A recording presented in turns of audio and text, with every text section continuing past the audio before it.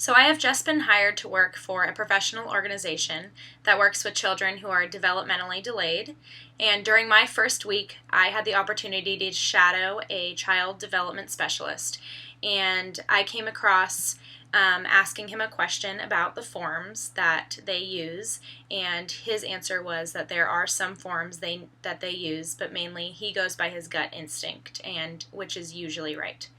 So, what I thought when I first heard this was whether this is a reliable and professional organization that I want to be working for.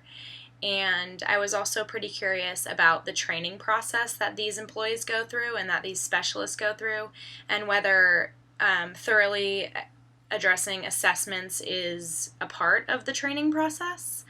What I've learned during my time in higher education that would conflict with his approach is how critical documentation is, and assessing a child professionally and accurately is pretty imperative when working with special needs and delays.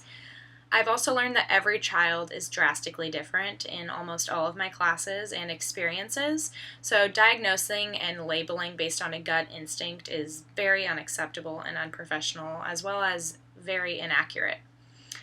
What I would go about saying to him is, as a new hire and a shadowing intern, I'd make sure to remain very respectful and not downgrade his way or his approach of working in the organization. But I would try to make sure to ask him if I could see the forms or maybe sit in and shadow on a specific assessment to get a better idea of what he was meaning by gut instinct and what the process is overall, since I am fairly new to the company.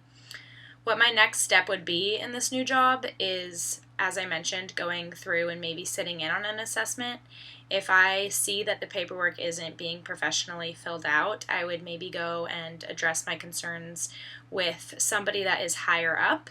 to see what they might say or how they can help me feel more accepted and more comfortable and confident in that organization.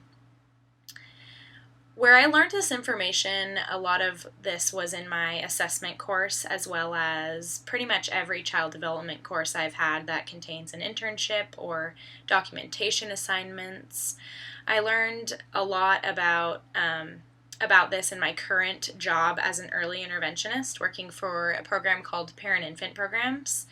And as an interventionist, we're asked often by parents whether we think their child is on the spectrum or has autism or developmental delays. And I was taught in my trainings that we are supposed to respond professionally and never give any false information, and whether our gut instinct is right or not, it's important that we address that we're not able to diagnose or do these assessments, and that they are able to reach out and get these assessments like the ADOS or the help if they are needed,